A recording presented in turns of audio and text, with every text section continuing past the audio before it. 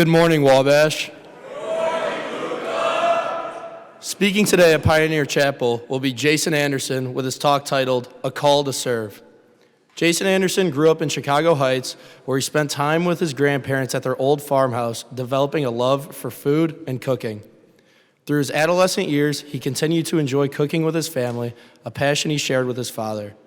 After moving to Indiana during his high school years, Jason became more interested in music than food, pursuing a radio career upon graduation.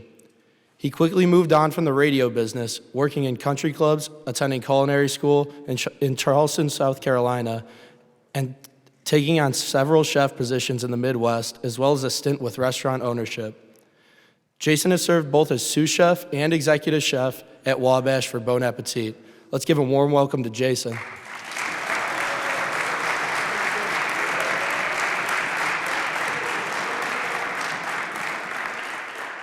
Good morning, Wabash.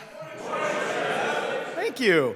I'd like to thank the Sphinx Club for inviting me today, and I would like to thank all you guys for coming and tell you what a privilege and an honor it is to speak to you today on this very special day in history that we remember. December 7th, 1941, a date that will live in infamy. We've all heard that speech, right? 82 years ago today, 2,403 servicemen and women, along with 68 civilians, gave their lives in an unprecedented and unwanted attack at Pearl Harbor. A true call to service. I'd like to have a quick moment of silence to remember the fallen Americans that served that day.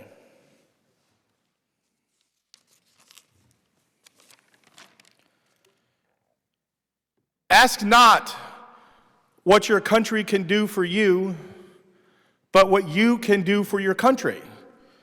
A general call from a president of the United States for American citizens to rally around their country and serve. Drop your nets and follow me, for I will make you fishers of men.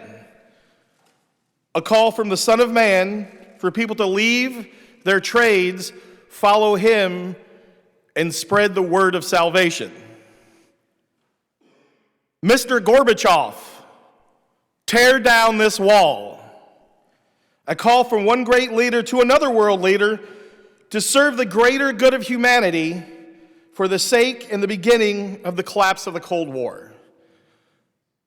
Now, these are all amazing moments in time, calls to service. We might not all get such a call, but there's just a few examples of a call to serve. So today's service is what I wanted to talk about with you guys. I'm in the service industry. What is service? It's a definition, right? There's multiple definitions. It could be work performed by one for another. Somebody services your car, right? It can be a help or contribution or an offer. I am at your service, at your disposal, just helping somebody out. John Wick, I will serve. I will be of service, as he served the table and much more devious things. Defined as three types: consumer, business, and public. However, today isn't a lecture on the phonetics of the word service. I don't know that much about the English language, nor am I qualified. But I wanted to give you a deeper definition of service, being in the service industry and serving every day. I got into service because I realized that my radio career, I was never going to be Bob and or Tom or be that cool, so I had to go out and get a real job. The only other thing I really knew other than mowing grass was how to cook. So I responded to an ad at a country club for a line cook. I had tried out my hand at cooking previous to that at one of my failed attempts at Purdue University right up the road. I thought it would be a good way to meet chicks. I was living in an apartment. I opened up all the door on move-in day, made spaghetti sauce, made a lot of friends. We'll leave it at that. But service is a lifelong dedication, right? A commitment to helping others, to bettering others' lives, to helping them achieve a better life, maybe a higher standard. Christ, the Son of Man, he said he came to serve, not to be served, as he washed his disciples' feet shortly before his crucifixion. If you're a believer, and this is not a lecture on Christianity, But if you are a believer, that is giving his life truly an act of service and selflessness. But today I wanted to really focus on just deep, deep meanings of service. I mean, the Bible gives us great lessons and examples on how to serve. We can witness and see it in other places, right? Service organizations, the Red Cross, the military, police, fire, I can go on and on. These professions, even the food service industry, right? We don't get in these for riches or fame. That's not why firefighters fight fires. That's not why police officers serve and protect. That's not why I fry chicken tenders at Wabash College. I get true enjoyment out of serving, out of giving back. When I hear the guy that says, I'll have the metric blank ton of chicken strips, and as we fill his box on Wednesday, we see the smile and it makes his day. Chicken Tendy Day will now live long in the halls of Wabash College after I'm gone. Maybe they'll name the fryer station after me in the new building. Who knows? But we don't do this, as I said, for riches or fame or to be honored by others, to be put up on a pedestal. Certainly nobody is putting me up on a pedestal for frying chicken strips. But we do it because we love to give back. We love to serve. And whatever field that is in, right? The true reward comes by the smile on somebody's face, by the helping of somebody, by the gratitude. It's our internal gratification or joy we get by knowing that we helped others.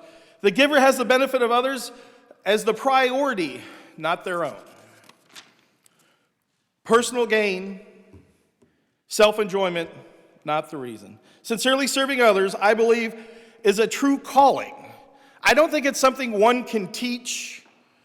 I think it's in your soul. It's in your DNA. It's built inside of you. Now, that doesn't mean you can't go into a service form of work or line of work and serve.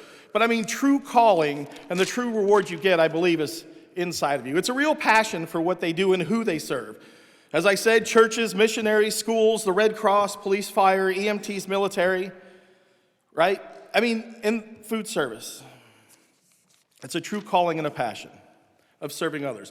A recent example of service in our time, on September 11th, 2001, police, fire, and EMTs ran up the Twin Towers to save others with no regard for their own personal life or safety. On that terrible day, we lost over 400 Americans who ran to save others. Two of the highest-ranking officers in the fire department, two guys in their 70s, that were on the ground, led the charge into Building 2 before it collapsed. Service and leadership. You can't have one without the other. We're going to talk about leadership in a minute. On a side note, also, during the time of recovery at Ground Zero, over 100,000 Americans migrated to that area, came to work to help with the recovery process. And lots of Americans, once it was made safe, just went to New York to spend money to help the economy. America seems to have, or has had in the past, a history of selfless giving. Care for others. I'm concerned, though, today that we may be losing sight of that. And this isn't about being a Republican or a Democrat. This isn't a political speech. But if you turn on any news network, I don't care if it's MSNBC, CNN, Fox News Network, we hear of people that are elected that we send to go serve, laundering money, spending money on themselves, giving their friends and partners business deals. It seems to me that we are starting as a country to go down a terrible path. And we should leverage our leadership for the betterment of others. And that's really what I wanted to talk about today. Since Wabash College is an institution full of history and tradition, and turns out more leaders, more CFOs, CEOs, politicians, we could go down the list, than any other institution per capita in the United States. And if that doesn't make you proud, I don't know what does. Wabash truly has the ability to shape the future of America. And it's falling on your generation. And that's what I wanted to talk to you mostly about today, is when you are given that opportunity, how do you handle it? If leaders today, and take the Christianity out of it, but it's in the Beatitudes, it's in the Sermon on the Mount, do unto others as you would have them do unto you. Love thy neighbor as thyself. Christ commands to love your enemy. Maybe we leave DePaul out of that one, I don't know. Kidding, they could probably use a little love. But just imagine a world of people serving and or just living and cohabitating if that's how we addressed everything. If we gave to others when we could without expecting something back. I mean, a political situation, look at our previous Speaker of the House. He gave and gave and gave, and they rewrote the rules, and then when he didn't like the way he served, what happened?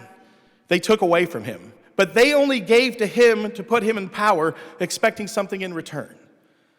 And it just seems the world today, no matter where you look, is full of that. And I think we're losing sight of humanity and what is real and what is good and what built this country. So Wabash, I challenge you, as you move on and continue to fight, and if you look at our graduates and our alumni and what an amazing network of alum we have and all that has been accomplished, Wabash truly fights, not just here, not just on that football team, on that football field, but out in the world today. So I'm challenging the men of Wabash, when you do graduate and when you do go to fight, what if you did love thy neighbor as thyself? You did do unto others as you would have them do unto you. If somebody said, hey, can you go a little distance with me? Maybe a mile, go 2. If we did that, men of Wabash, what kind of world would this be? And I challenge you, because I firmly believe that this institution turns out some of the greatest leaders and future leaders of the world, that you men have the ability and the opportunity to change our course and write your own place in history. Go out and do it, men of Wabash. I know you can. Wabash always fights. Thank you.